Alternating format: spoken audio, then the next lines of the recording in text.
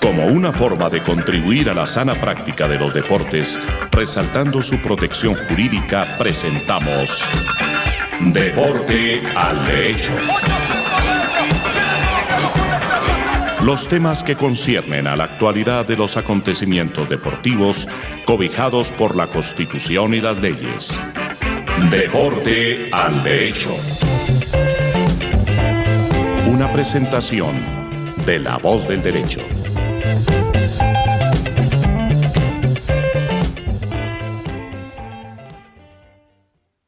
Buenos días, buenas tardes y buenas noches. Desde donde y cómo nos oigan, estamos en La Voz del Derecho, en Deporte al Derecho, un podcast que trata los temas jurídicos del derecho, del deporte.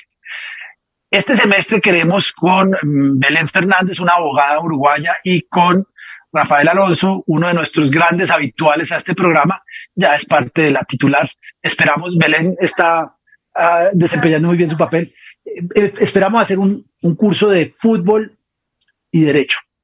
Es interesante y es importante saberlo. Hasta antes del Mundial vamos a tratar en unas 6, 8 semanas, o lo que nos dé, de hablar de el derecho que está alrededor del fútbol. Entonces vamos a hablar de contratos de trabajo, de transferencias, de indemnización de información y solidaridad, temas disciplinarios, sobre todo si viene ahora el tema de Byron Castillo, que parece que van al TAS.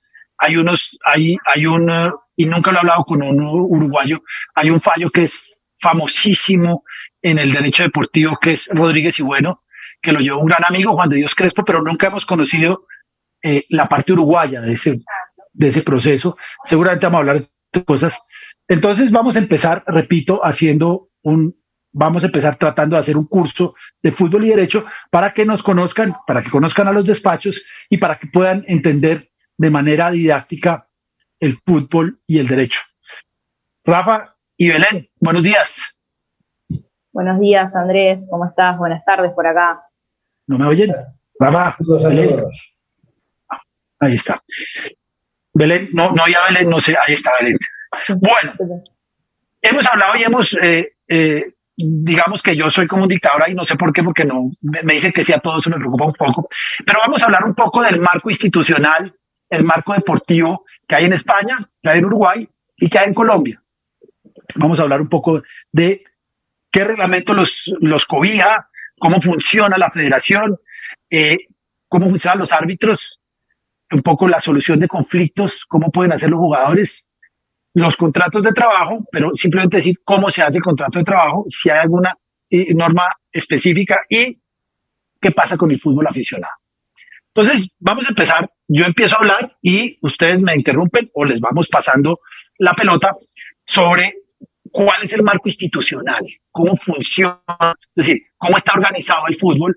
Ya Belén nos dijo la clase, el programa pasado, que ha habido un movimiento para crear la liga que en España y en Colombia funcionan hace muchísimo tiempo, cada uno con sus características, pero vamos a hablar. Entonces, lo primero que hay que decir que en Colombia hay una federación, la Federación Colombiana de Fútbol, que tiene dos divisiones. La división profesional, la Di Mayor, que es la encargada de organizar los dos campeonatos profesionales, Primera A y Primera B, o como se llamaría en España y en la mayoría de sitios, la primera y la segunda. Aunque en Inglaterra es Championship, Premier League y Championship. Acá es Primera A y Primera B, que lo organiza la Di Mayor. El audífono está rebelde. Lo organiza la Di Mayor y hay una rama aficionada, la Di Fútbol, que es la encargada de manejar el resto del fútbol. Bueno, y el fútbol femenino también lo debería, porque en eso estamos todavía en proyectos, lo debería organizar la Di Mayor. Hay un torneo femenino muy cortito, que después del nuevo presidente la idea es que van a hacer un torneo largo, pero hasta ahora es eso. ¿Cómo funciona por allá? Pues en el caso español, si quieres que empiece, muy parecido a lo que acabas de explicar, con la única diferencia de que mientras que en Colombia aún es un proyecto la Liga Profesional Femenina, en España estamos justo estrenando la primera temporada de Liga Profesional Femenina.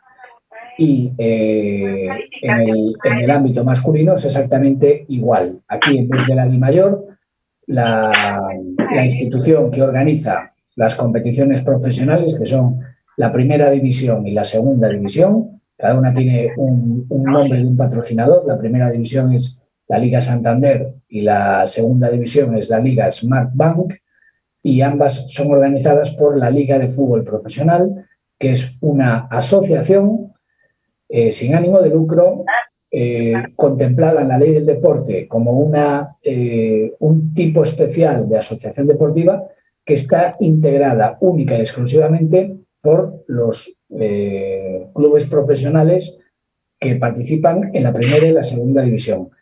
Cuando en la segunda división no hay equipos dependientes, equipos B dependientes de un equipo A, por ejemplo, esta temporada sucede con el Villarreal, tiene un equipo A en primera división y un equipo B en segunda división. Por lo tanto, en vez de haber 42 miembros en la liga, hay 41, porque un miembro tiene dos equipos. El año pasado también fue la Real Sociedad la que tenía equipo B. Hay incluso muchos aficionados de clubes cuyos equipos son históricos y militan de la tercera categoría para abajo, que protestan y piden que se establezca un límite para que los filiales no puedan ascender a la segunda división profesional y que se queden siempre, como mucho, en la tercera categoría nacional, que sería la primera, no de carácter profesional, pero así es como está establecido a día de hoy. ¿Fútbol femenino? Fútbol femenino ya profesionalizado, la primera división, desde esta temporada, es la novedad. ¿Y lo maneja la liga o la federación? Una liga profesional femenina, constituida por los clubes que participan en la liga profesional femenina. ¿Que hace parte de la Federación Española?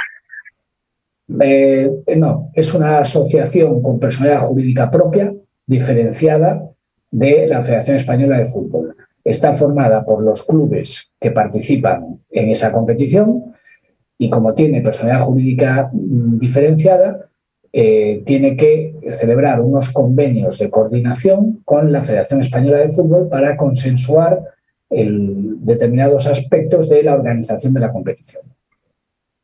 Bien. Belén. Bueno, yo los escucho con un poco de envidia en cuanto al fútbol femenino, al menos, porque acá vamos bastante atrás en ese sentido. Bueno, acá en Uruguay, el ente organizador del fútbol, que es una asociación privada, que es la Asociación Uruguaya de Fútbol, que, como habíamos dicho la vez pasada, tuvo en el 2018 una actualización de acuerdo al estatuto que también trajo consigo un cambio bastante importante en lo que es el organigrama y que por ende también cambió el tema de la organización del fútbol.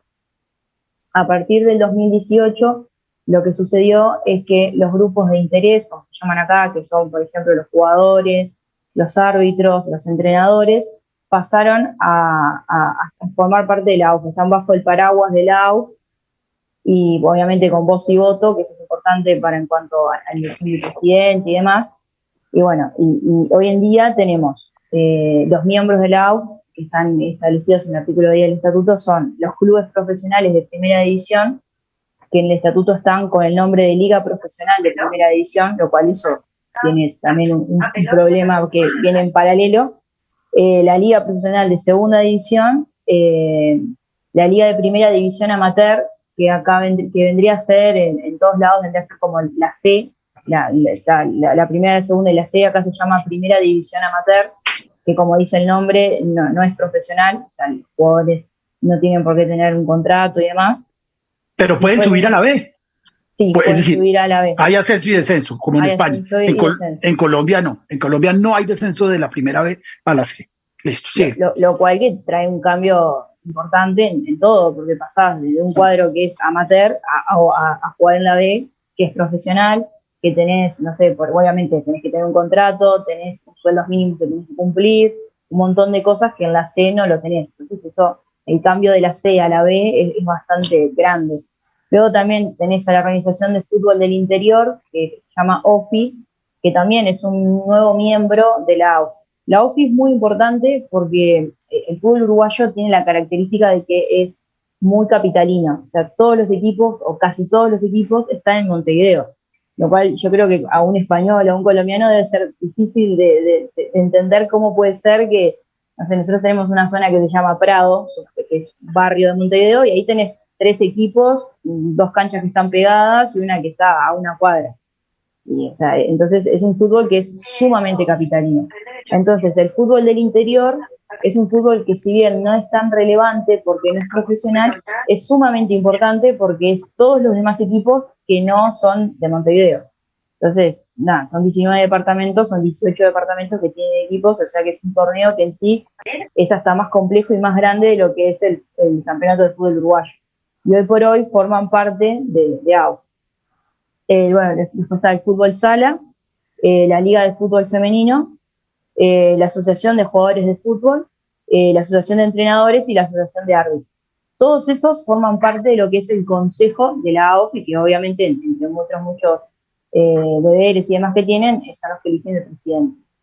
Entonces, el fútbol de primera división está regido por lo que sería la liga, que tenemos el problema de que la liga, si bien para los estatutos está prevista, todavía no se creó. Entonces lo maneja lo que se llama una mesa ejecutiva de primera división, que es la que se encarga bueno, del fixture, de los árbitros, de todo lo que es la organización de la primera división. Y a su vez tenés la mesa ejecutiva de segunda división, que se ocupa del torneo de la B. En cuanto al fútbol femenino, acá es amateur. El fútbol femenino es manejado por lo que se llama una comisión de fútbol femenino, porque la AUF, a su vez, dentro del organigrama tenés el consejo ejecutivo, que es el que maneja el día a día, que está el presidente, el vicepresidente y 5 miembros más, y después tenés los consejos y las comisiones, que hay algunas que son permanentes. Dentro de las comisiones permanentes está la comisión de fútbol femenino. O sea que si vamos a entrar en el organigrama, cada vez vamos bajando más y más y más, y ahí encontramos al fútbol femenino, que bueno, que tiene un torneo de primera división, que hoy en día se llama Rexona por una cuestión de sponsoreo. Y bueno, como digo, es amateur, hay un solo equipo que paga contratos profesionales. No sé si son considerados, si podría llegarse a considerarse esas jugadoras profesional, porque no sé bien cómo es el salario. Tengo entendido que es un salario sumamente magro, casi simbólico.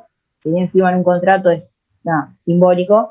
Y los demás equipos, bueno, nada, se ocupan de los viáticos y demás. Lo que ha tenido hoy en día el fútbol femenino es un boom bastante importante por un tema reglamentario, de que para que AUF te dé la licencia al club para poder competir, sí o sí tiene que tener una rama femenina.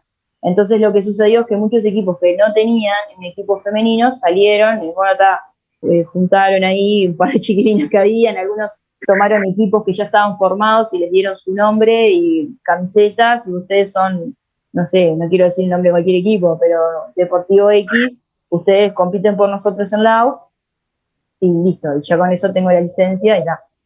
Entonces, el fútbol femenino nosotros vamos bastante atrasados. Un poco más atrás.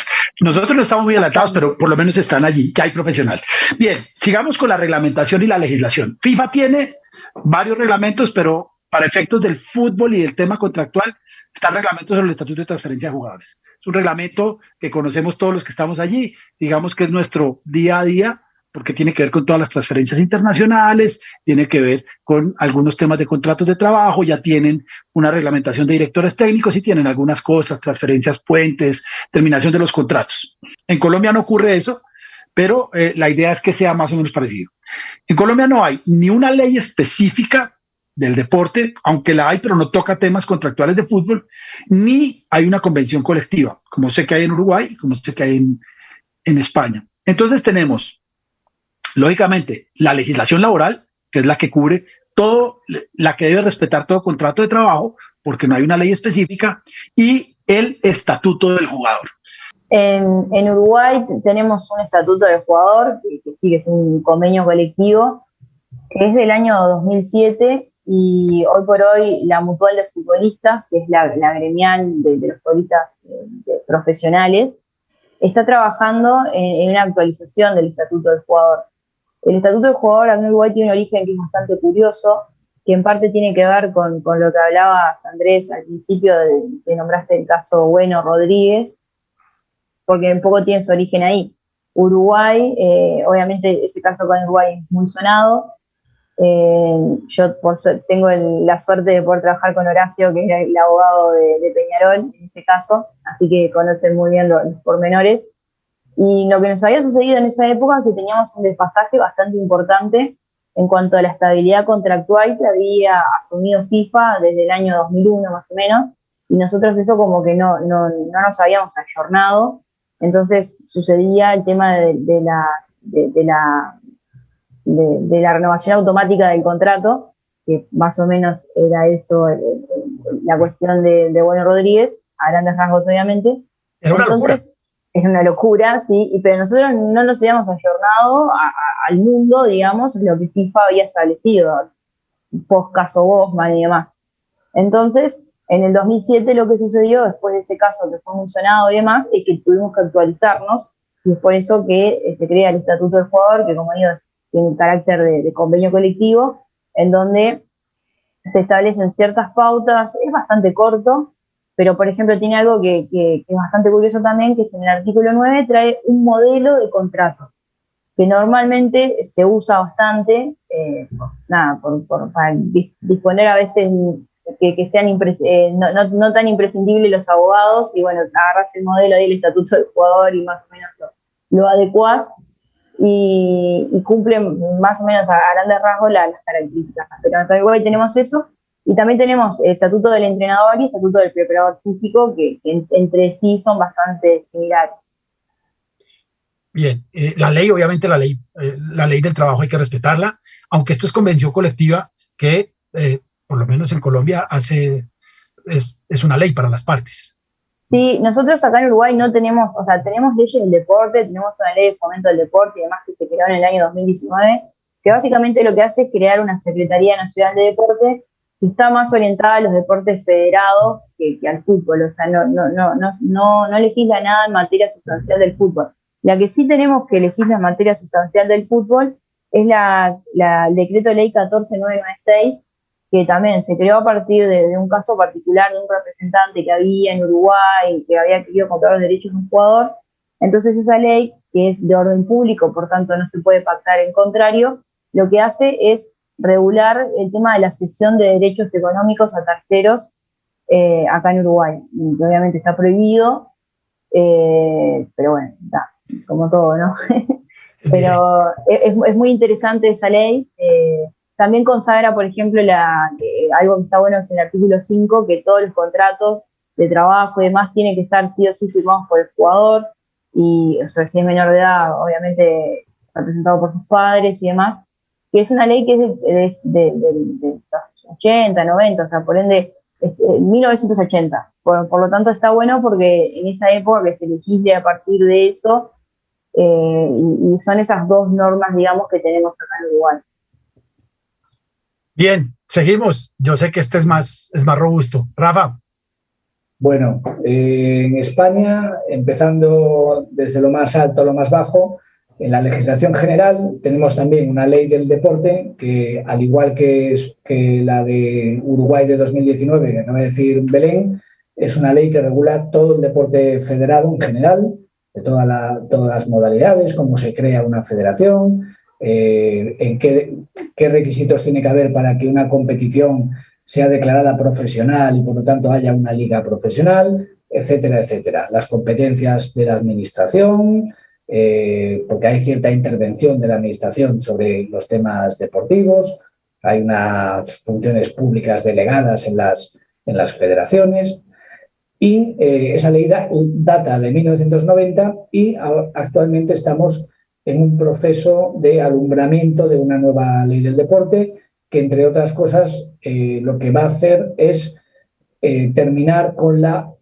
obligatoriedad de convertirse en sociedad anónima deportiva cuando se accede a la competición profesional, que ahora es lo que sucede, por ejemplo, cuando un club asciende por primera vez a la segunda división de fútbol, tiene que a lo largo de esa temporada convertirse en sociedad anónima deportiva.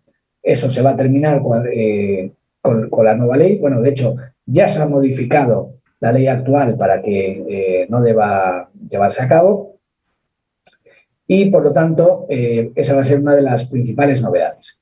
En el ámbito laboral y dentro de la legislación general no tenemos una norma específica para el fútbol. Tenemos un reglamento, que es una norma jerárquicamente inferior a la ley, que no la aprueba el Poder Legislativo, sino el Poder Ejecutivo, el Gobierno, y que data de 1985. Es el Real Decreto 1006, que es muy conocido, de 1985, que es el que, por ejemplo, regula las cláusulas de rescisión. Ahí se las inventaron.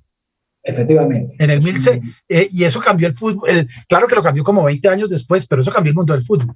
Efectivamente. El origen de las cláusulas de rescisión está en un artículo, que creo que es el 16, el que habla de la extinción unilateral del contrato de trabajo por voluntad del deportista, y se contiene en esa norma. Pero es una norma que se aplica a todos los deportes, estén o no calificados por la Administración como deportes profesionales, en los cuales exista un trabajador que perciba una retribución por un club a cambio de la práctica deportiva. Es decir, se puede dar en la categoría más baja del fútbol o se puede dar en el deporte más minoritario que se os ocurra. No están relacionados un concepto con el otro. Es decir, tú puedes ser deportista profesional trabajando para un club que compite en una competición que no está calificada de profesional. ¿Me explico? Bien, esa norma además se ciñe únicamente a los deportistas. No hay una regulación de los entrenadores ni de los preparadores físicos, entrenadores ayudantes, etcétera. Pero los tribunales de la jurisdicción laboral vienen aplicando por analogía este decreto 1006 también a la relación laboral de los entrenadores, porque se considera que es la que presenta más semejanzas con las características propias de este trabajo. Me parece, te hago una pregunta, me parece que Mourinho tenía una cláusula de rescisión en el Real Madrid. Sí, me parece. ¿Sí? Muchos entrenadores tienen una cláusula de rescisión. Sí, sí. Pero los pueden votar en cualquier momento. Interesante. Sí, pero una particularidad que se da en la práctica es que, así como por lo menos antaño un futbolista jamás se planteaba el prever en su contrato una cláusula de indemnización en caso de despido, porque los clubes no despedían jugadores, porque entonces era perder la inversión, era mejor mantenerlo y traspasarlo para recuperar algo del precio antes de que venciera la duración del contrato de trabajo. A raíz de la instauración del control económico sí que es habitual, porque los clubes a veces se ven obligados a despedir a un futbolista para poder fichar e inscribir a 2 o 3 más que van a cobrar menos, con lo cual ahora sí que se presta atención a eso. En cambio, los que siempre miraban esa cláusula antes que ninguna otra eran los entrenadores, y los entrenadores no había uno que, salvo que fuera la primera oportunidad de su carrera y quisiera entrenar en cualquier circunstancia, ninguno firmaba un contrato con un club en el que no se previese que en caso de despido él cobraría la totalidad de lo que restaba por cobrar de ese contrato. Porque sí que está al orden del día que los clubes, en cuanto vienen resultados mal dados, el primero que se cesa es el entrenador. No se despide a los jugadores y no dimite la directiva. Por lo tanto, esa es una diferencia crucial. La teoría Gil. Efectivamente, que tenía el récord de entrenadores cesados a lo largo de una temporada. Por cierto, que ahora ha comenzado en España una serie sobre Gil y Gil y los presidentes coetáneos de los años 90, que se llama La Liga de los Hombres Extraordinarios y se puede ver en Movistar. Yo pienso verla porque además me recordará esa época que la viví perfectamente. Y avanzando en el tema, no hay propiamente un estatuto del jugador en la reglamentación del fútbol español. Lo que tenemos es una norma de cabecera en la Federación Española de Fútbol, que es el Reglamento General, porque la norma superior son los estatutos, pero los estatutos se ocupan más de regular la estructura de la propia federación, el proceso electoral, etcétera. Mientras que toda la reglamentación del fútbol en sí, lo que sería la Biblia que regula los tipos de licencias, desde la categoría más alta, incluida la profesional, hasta la más baja, la forma de desarrollo de las competiciones, los periodos de inscripción, las características de las instalaciones en las que se pueden jugar partidos, cómo se cubre una vacante si se produce en alguna categoría. Todas esas cuestiones se regulan en el Reglamento General de la Federación Española de Fútbol, que cubre no solo las competiciones que son directamente organizadas en exclusiva por la Federación, sino también las profesionales, cuya organización está encomendada a las ligas profesionales. Y además, la Liga Profesional tiene su propio reglamento general también, colgado de sus estatutos, que ahí es donde se contempla, por ejemplo, las sanciones que corresponden a los clubes cuando incumplen las normas de control económico, como hablábamos el otro día. Si te excedes en el tope en el tope salarial, la masa salarial máxima que tienes para inscribir jugadores, pues ahí es donde se contempla hasta qué umbral se admite y qué consecuencias tiene en forma de multa. Y después la única ley que hemos tenido también recientemente, y siguiendo con el paralelismo con lo que ha explicado Belén, que tenemos es un decreto ley del año 2015, el 5/2015, que fue aprobado para regular expresamente la venta y gestión de los derechos de televisión del fútbol profesional. Y ese decreto ley supuso un cambio de paradigma, porque hasta ese momento cada club negociaba por libre y por separado los contratos de la explotación audiovisual de sus partidos. Y eso provocaba grandes diferencias entre los clubes más importantes, véase sobre todo Real Madrid y Barcelona, y el resto, que no tenían esa posición de dominio para poder negociar con el operador televisivo. Lo que hizo esta ley fue establecer una solidaridad y fijar un reparto equitativo y ya predeterminado por ley que atiende a diversos factores, como por ejemplo la clasificación final de la temporada. De manera que en un sistema muy parecido al de Inglaterra, la Premier League, la propia clasificación final de la primera y la segunda división es la que va a determinar el montante que te va a corresponder, el porcentaje que te corresponde de lo que se paga a la liga por la explotación de los derechos de televisión de esa temporada. Y esto además tiene un efecto beneficioso, que es que todos aquellos clubes que en las últimas jornadas no están jugando ni por el ascenso ni por el descenso, pueden tener ese aliciente de jugar por quedar 4 puestos más arriba, 4 puestos más abajo, y el propio club le va a ofrecer unas primas a los jugadores, porque eso va a suponer mayores ingresos para el club la temporada que viene y la posibilidad de mejorar contratos de trabajo. Y eso es por ley, eso no se puede pactar en contrario. Eso está predeterminado por ley, cuáles son los criterios de reparto. Lo que varía cada año, bueno, cada año no, cada periodo de negociación es el importe a repartir. Pero lo que es el reparto, bueno, pues está muy regulado, incluso una parte, no todo va a los clubes, sino que una parte va a la administración y se reparte entre los deportes minoritarios, por ejemplo. Muy bien. Bien, sigamos con solución de conflictos. FIFA y el fútbol siempre ha querido que los conflictos, que la ropa sucia se lave en casa. De manera que en un principio no se podía demandar, los abogados estábamos prohibidos. Yo me acuerdo la primera vez que fui a FIFA, que los despachos de los abogados de FIFA, de Montenegri y toda esta gente estaban lejos de la sede, porque los abogados, repito, no éramos bienvenidos, pero después de Bosman y después de mucho pelear, se dieron cuenta que les tocaba o dejar que la justicia ordinaria caminara o crearse unas figuras.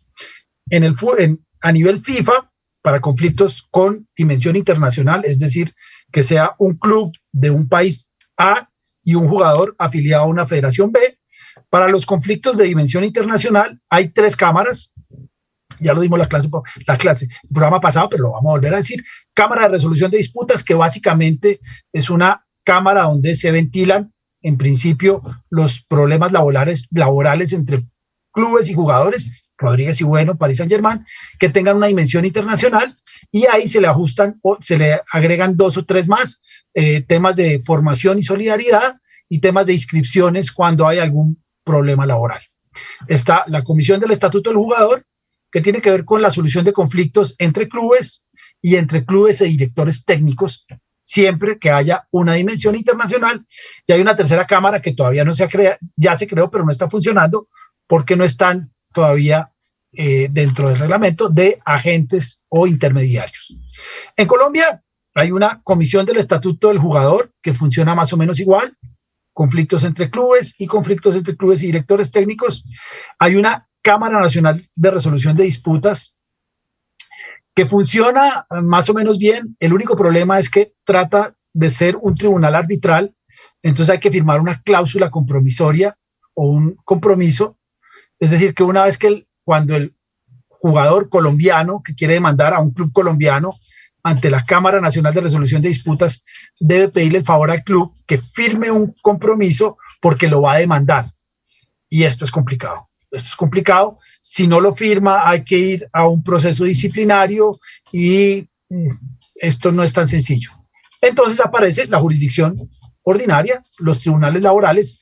Ya se permite ir, hasta hace algún tiempo, quien tenía la osadía de ir a un tribunal ordinario quedaba retirado de toda actividad deportiva. Hoy en día no, los jugadores pueden demandar tranquilamente, inclusive los extranjeros, y ha habido 2 o 3 casos, pueden ir a la justicia ordinaria, al juzgado laboral del circuito, y demandar sus acreencias laborales ante el tribunal, ante el juez laboral del circuito, y seguramente le van a resolver. Hay infinidad de jurisprudencia ya en sala de casación laboral de demandas por salarios mal computados, por salarios que se toman como gastos de representación, porque no hay una verdadera explotación de los derechos de imagen. Hay mucho en sala de casación.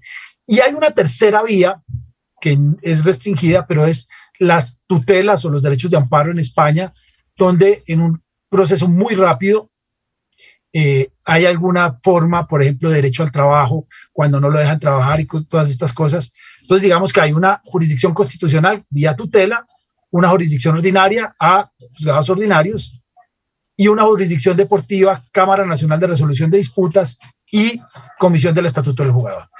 Ha habido, y ya lo hablamos con Rafa el semestre pasado, ha habido un intento y se ha llegado a solucionar en última instancia los problemas en el Tribunal Arbitral del Deporte.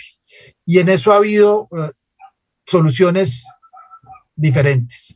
En el caso Nacional Cortuluá, el Tribunal Federal Suizo dijo, no es el Tribunal Arbitral del Deporte el competente, pero hay otros casos, un caso de un club aficionado, Leonel Álvarez, contra Nacional, donde falló el Tribunal Arbitral del Deporte y quedó en firme. Belén, ¿cómo funciona la justicia, la solución de conflictos en Uruguay? Bueno, en Uruguay, a partir de este nuevo estatuto, tenemos ahí un entramado de órganos jurisdiccionales que funcionan dentro de la AUF, que tenés la comisión disciplinaria, la comisión de ética, la Cámara de Resolución de Disputas, la comisión de apelación y el Tribunal Arbitral del Fútbol Profesional. Arrancando por el último, el Tribunal Arbitral del Fútbol Profesional está integrado por 5 miembros que tienen que ser de una integración equitativa, es decir, tienen que haber representantes del fútbol profesional, de entrenadores, preparadores físicos. Bueno, funciona con un sistema de salas y demás, y básicamente tiene competencia en los conflictos que sean colectivos o individuales que tengan origen contractual, o sea, por ejemplo, de los jugadores. También lo que tiene que ver con los entrenadores y preparadores físicos, y podría llegar también a ser de acuerdo a algún fallo que haya de la comisión disciplinaria que tenga que ver con algún jugador. También se podría llegar ahí. Este es el tribunal que es más común, porque normalmente cuando hay algún conflicto de origen contractual, que es simple de salarios, alguna cosa así, que es lo más común que se puede llegar a dar. Después, lo que es la Cámara de Resolución de Disputas tiene, si se quiere, como una competencia más residual, o sea, lo que dice el estatuto, que es lo que no entra en la jurisdicción de las demás cámaras, como que por ahí la Cámara de Resolución de Disputas. Después tenemos, la comisión disciplinaria, que en estos días está en boga por todo este tema que sucedió en el Clásico, y lanzó un fallo que fue apelado por Nacional y no por Peñarol. La comisión disciplinaria tiene 6 miembros que son representantes de cada una de las ligas, la liga profesional, la liga de segunda división, la amateur, la de juveniles, en este caso, femenino, y fútbol playa y fútbol sala que van juntos.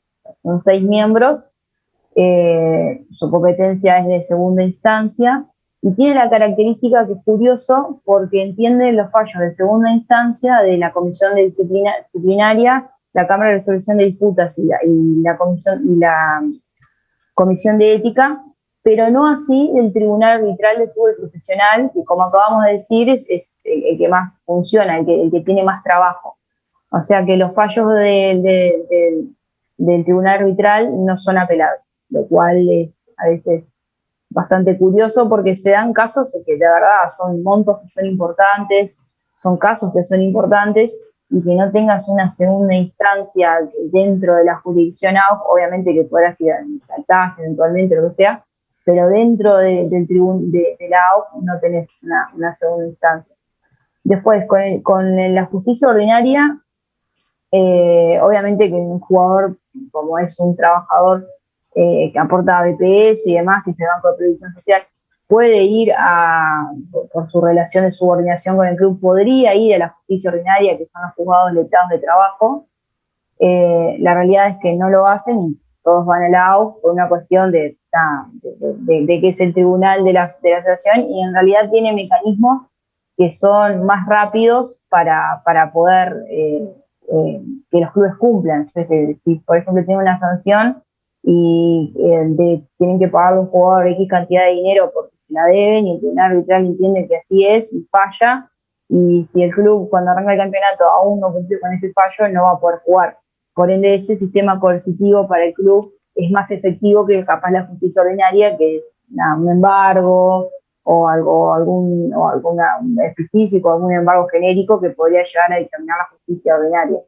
Hay un caso que es bastante conocido, que es un entrenador que fue a la justicia ordinaria, que inclusive pasó al Tribunal de Apelaciones del Trabajo, después pasó a una tercera instancia, que igual no se le considera tercera instancia, pero que es la Suprema Corte de Justicia, con casación. Perdió en todo, y entonces ahí fue a la justicia del fútbol, por así decirlo, y con la sorpresa de que se había pasado el plazo de 2 años, por ende había prescrito su reclamo. Entonces es un caso que siempre se comenta bastante en cuanto a la celeridad de uno y otro, ¿no? Bien, Rafa. Bueno, pues en España la resolución de disputas, tenemos el mismo órgano dentro de la liga profesional que el Tribunal Arbitral del Fútbol Profesional Uruguayo. En nuestro caso hay un Tribunal Arbitral del Fútbol dentro de la Liga de Fútbol Profesional que se encarga de resolver las controversias entre clubes. Pues, por ejemplo, entre clubes, básicamente. Es un órgano totalmente arbitral, con lo cual lo habitual es que la sumisión a ese arbitraje se contenga en los contratos, por ejemplo, de traspasos, de cesiones y todo lo que tenga que ver con cesión de derechos entre clubes. Pues, por ponerte un ejemplo, un conflicto que se suscitara entre 2 clubes españoles por cuestiones como la del traspaso de Emiliano Sala, en el que el jugador fallece y quedan pendientes plazos de pago, pues podría ser resuelto perfectamente en España por el Tribunal Arbitral del Fútbol si estuvieran involucrados dos clubes españoles. Es un órgano arbitral y hay una sumisión expresa. En el resto, en lo que no es fútbol profesional, hay un órgano dentro de la Federación Española de Fútbol que se denomina Comité Jurisdiccional, que equivaldría a una cámara de resolución de disputas en el que se ventila cualquier cuestión que no tenga naturaleza de disciplina deportiva, sanciones, ni competicional, desarrollo de la competición, ordenación de la competición, que se suscite entre cualquier persona física o persona jurídica, clubes, en relación con operaciones registradas en la federación. Pues, por ejemplo, indemnizaciones al entrenador en caso de despido, reclamaciones de falta de pago de la comisión al agente intermediario registrado en la federación, etc. No hay una sumisión arbitral, es decir, esto con tal de que los intervinientes pertenezcan a la organización federada, ya se puede plantear aquí el conflicto, Y la ventaja que tiene este órgano es que, además de tener unas resoluciones muy ágiles, muy veloces, la ejecución de lo que resuelva el comité jurisdiccional se garantiza porque la falta de cumplimiento permite sancionar al culpable de no dar cumplimiento a lo resuelto. Es decir, si el jugador no le paga, por ejemplo, a la gente, pues el comité de competición disciplinario le podrá imponer una suspensión temporal de partidos sin jugar por no cumplir el fallo. En el caso de un club, le podrá poner sanciones o medidas coercitivas como el no despacho de licencias mientras no pague al futbolista o al entrenador, etc. Obviamente, el entrenador, el futbolista, etcétera, pueden ir a la jurisdicción laboral, igual que el agente también puede ir a la jurisdicción civil. El único criterio que se sigue es que si el asunto ya ha sido judicializado, el comité jurisdiccional ya no interviene. Pero antes de que se haya acudido a la vía judicial, se puede plantear ante el comité jurisdiccional sin ningún problema. Y después, en cuanto a los órganos disciplinarios, hay un comité de competición para el fútbol profesional formado por 3 miembros. Se nombra uno por la federación, otro por la liga y otro de común acuerdo, y si no hay acuerdo lo nombra la administración pública. Y en las competiciones no profesionales hay normalmente un juez único, y las resoluciones de ambos son recurribles ante un comité de apelación formado por 3 miembros y que es único de toda la federación. Y como novedad, desde la temporada pasada se creó un nuevo tipo de órganos que se denominan órganos competicionales y que se encargan de todas aquellas cuestiones que tienen que ver con el desarrollo de la competición, pero que no son propiamente sanciones. Véase tema de aplazamiento de partidos, resolver si un partido suspendido se continúa, cuándo, a puerta cerrada o abierta, en qué fechas, etcétera, etcétera. Resolver qué clubes tienen derecho a optar una vacante cuando un equipo renuncia a una división, etcétera. Y ahí, esos órganos competicionales, hay una jueza única para las competiciones profesionales de primera y segunda masculina y liga femenina profesional, y un juez único de competiciones no profesionales para el resto de competiciones masculinas, femeninas, el fútbol sala, etcétera, todo lo demás, que de hecho tengo el honor de ser yo quien desarrolla ese cargo desde que se creó en la temporada 21-22. Esta es mi segunda temporada al frente de ese cometido. Y las resoluciones de ambos son recurribles también ante un órgano que se denomina Comité Nacional de Segunda Instancia, formado por 3 miembros. Esa es un poco la visión global de la resolución de los distintos tipos de disputas en el fútbol español. Bien, ya tenemos casi un panorama general de los 4: Colombia, Uruguay, España y un poco FIFA. Me faltan 2 temas para no hacer muy largo el podcast. Uno es el de los árbitros. Los árbitros en Colombia no tienen contrato de trabajo, no tienen una agremiación, los nombra la Federación Colombiana de Fútbol. Estos los van teniendo un escalafón, árbitros FIFA o árbitros no FIFA.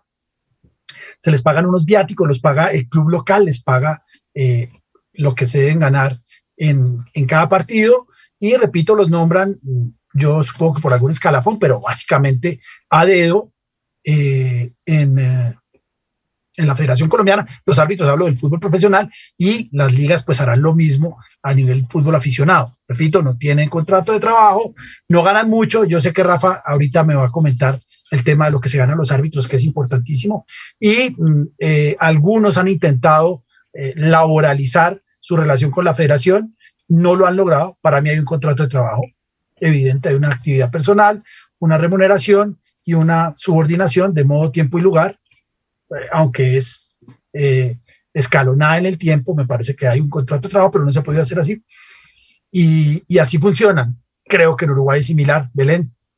Sí, acá en Uruguay teníamos un colegio de árbitros. Básicamente los miembros son elegidos por AU, tienen miembros técnicos y miembros políticos, como se dice.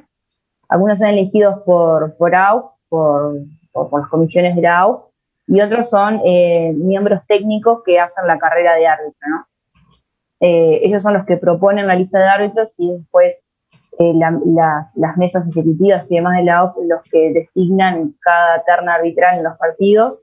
Nosotros tenemos también el VAR desde el 2020, o sea que también se designan algunas ternas para el VAR, que acá es bastante polémico porque no tenemos canchas que tengan la infraestructura VAR, entonces hay algunas que pueden tener y otras no, lo cual genera una competencia un poco despareja. Y después también tienen el gremio, que es AUDAF, el gremio de árbitros, que es bastante importante. Los árbitros ahora están teniendo un conflicto bastante conocido con Uruguay por el tema de los derechos de imagen, que en realidad comenzó con los jugadores en un conflicto de derecho de imagen con la empresa que tiene los derechos en Uruguay, y ahora también lo tienen los árbitros, que más allá del salario que cobran por arbitrar, también están peleando por el derecho de imagen de los partidos. Y luego OFI, que es la Organización de Fútbol del Interior, tiene otro consejo aparte para el tema de árbitros. Pero en Uruguay es así como se designa. ¿Quién les paga a los árbitros en primera división al menos? En primera división es la AUF. La UF. La UF, sí. Bueno, y nos viene la envidia, ahí sí nos da envidia a los dos, lo que son los árbitros en España. Rafa. Bueno, pues en España hasta hace 2 años los árbitros, al menos de fútbol, no, y de baloncesto tampoco, no tenían una relación laboral. Tenían una relación, tenían sus trabajos y luego desempeñaban unos servicios para la federación y tenían una retribución, pero no conceptuada como una relación laboral.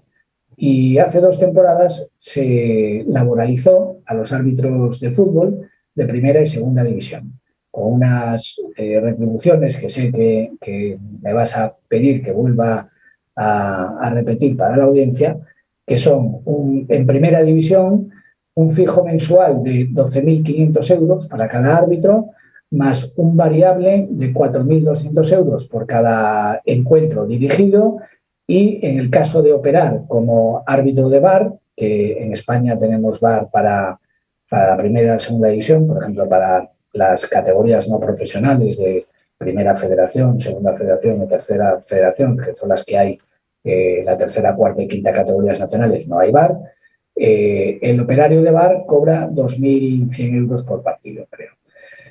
En la Liga Profesional Femenina, que como os comenté, se ha estrenado esta temporada, llevamos 2 jornadas. La primera no se jugó precisamente porque hubo un conflicto con la retribución de las árbitras. Al final se produjo la mediación de la administración a través del Consejo Superior de Deportes y se llegó a un acuerdo por el cual tanto el Consejo Superior de Deportes como la Federación Española de Fútbol van a complementar durante unos años unas cantidades, de manera que se llegó a un acuerdo. Claro, son cantidades muy distintas a las que cobran sus compañeros del fútbol masculino, pero una árbitra principal la temporada pasada en categoría no profesional cobraba 300 euros por dirigir un partido y ahora va a pasar a cobrar 1.666 euros por cada partido que dirija. En el resto de categorías no hay una relación laboral, los árbitros tienen sus propios trabajos, no se dedican en exclusiva al arbitraje y complementan eso con la retribución que le da la federación por los servicios que prestan. En el fútbol, la relación laboral de los árbitros es con la federación. La designación de los arbitrajes la realiza el Comité Técnico de Árbitros, que es un órgano interno de la federación, mientras que, por ejemplo, en el baloncesto es la Liga Profesional, la ACB, la Asociación de Clubes de Baloncesto, la que se encarga tiene el departamento de árbitros y se encarga de las designaciones, etcétera. Hubo muchos pleitos antes de esa laboralización de hace 2 temporadas para que se reconociera la relación laboral de los árbitros. En fútbol todos fueron desestimados. En baloncesto un árbitro llamado Mitjana hace cosa de unos 7 años más o menos ganó en primera instancia, quiero recordar, pero después perdió en la segunda instancia en el recurso de suplicación y no le reconocieron la condición laboral. Ese es un poco el marco de la relación arbitral en España. Muy bien, ya tenemos bien diseñado cada uno de los mercados, llamémoslo así. Ya sabemos cómo funcionan, cómo se solucionan los conflictos, cuáles son las normas que lo rigen. En el próximo programa empezamos a hablar de contrato de trabajo. Rafa, Belén, muchas gracias. Hoy estuvo un poco accidentado el programa, pero va a salir bien. Los espero en el próximo programa. Muchas gracias, Belén. Muchas gracias, Rafa. Y nos vemos. Gracias, Andrés. Muchas gracias. Luis, Saludos, muchas gracias. Rafa. Un placer y hasta el próximo programa. Adiós a todos.